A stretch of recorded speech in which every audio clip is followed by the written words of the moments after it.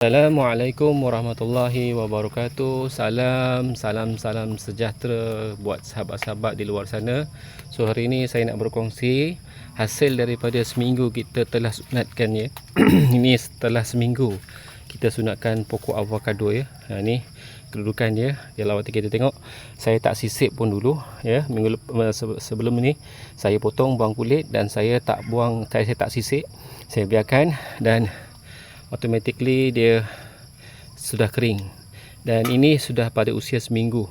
So sekarang ni kita nak tut dia ya, nak tut pokok avocado ni supaya kita tak membazir daripada kita buang ya, daripada kita buang dahan ni, sebab dahan ni terlalu bawah. So baik kita tut, kita manfaatkan, kita perbanyakkan pokok melalui tut.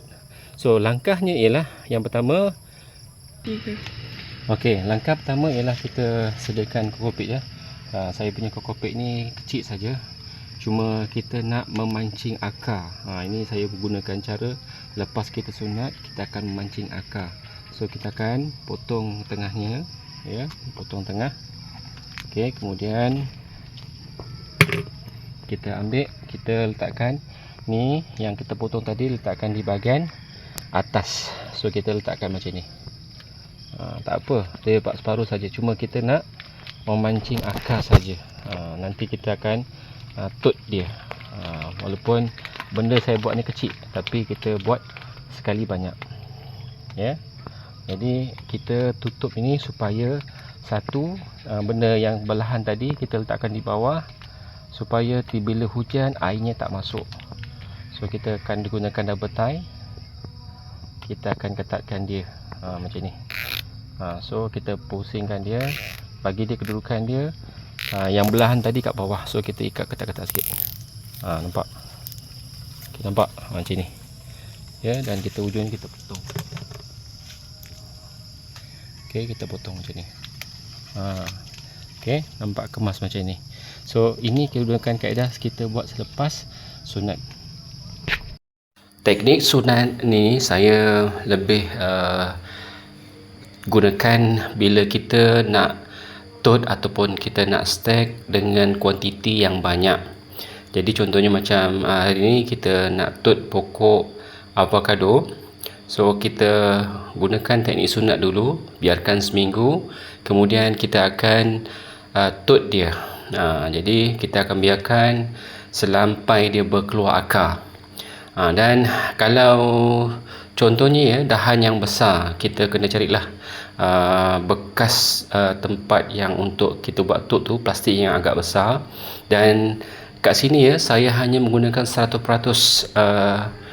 kokopit ataupun serbuk kelapa ya, serbuk kelapa. Sebab serbuk kelapa ni mudah, dan satu lagi kalau dia dari segi kelembapan dia, kekeringan dia, dia boleh menampung akar yang ada kita pada pokok bila kita nak buat tut. So yang ini agak sukar sikit lah, walaupun besar, sebab double tie yang saya gunakan ni agak pendek. Tapi walau bagaimanapun, tujuan kita nak tut ni, kita perlukan masa yang panjang, dan kuantiti yang kita buat ni banyak. Jadi mudah untuk kita gunakan.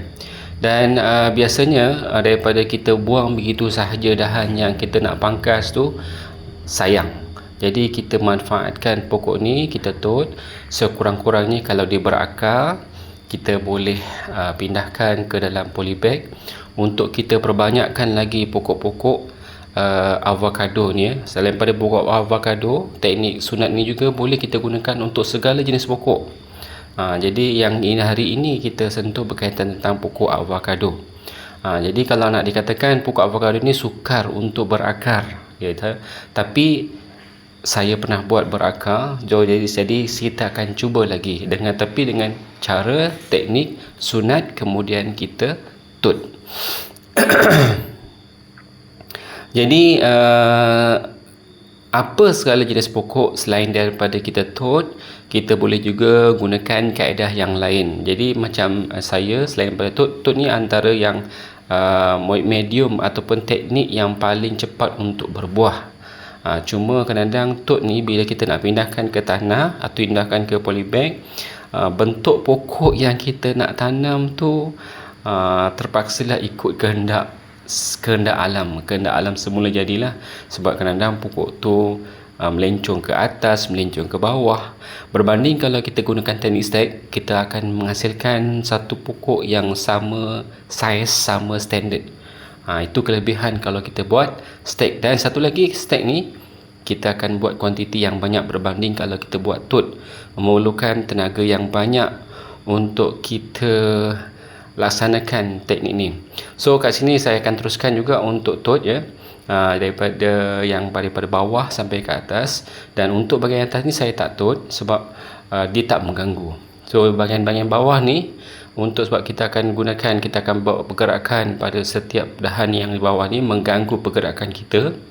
Jadi elok sesuai kalau kita tot pokok-pokok ni di bahagian atas, bahagian bawah, maaf. Jadi bila dah siap semua maka kita akan biarkan saja. So kita akan tunggu dalam masa, mungkin kita akan bagi tempoh selama 6 minggu. Lepas 6 minggu nanti kita akan lihat hasilnya.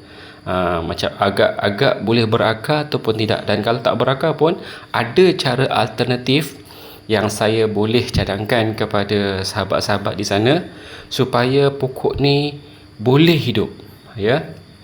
Dan kita tak membazirkan waktu dan masa dan tenaga kita. Jadi setelah kita tot nanti, kita akan biarkan. Kemudian nanti bila satu tahap, kita akan lihat hasilnya nanti.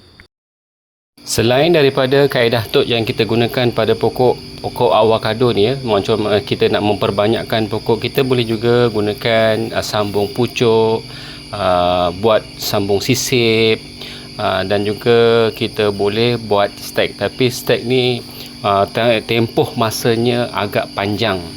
Jadi sebenarnya kalau kita ada pokok ni, walaupun sepokok, tapi kita boleh manfaatkan pokok ni sampai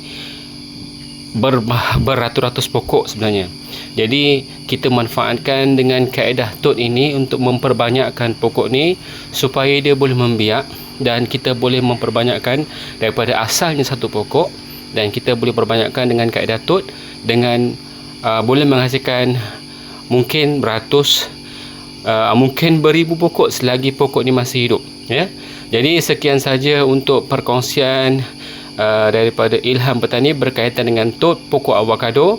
Sekian, terima kasih.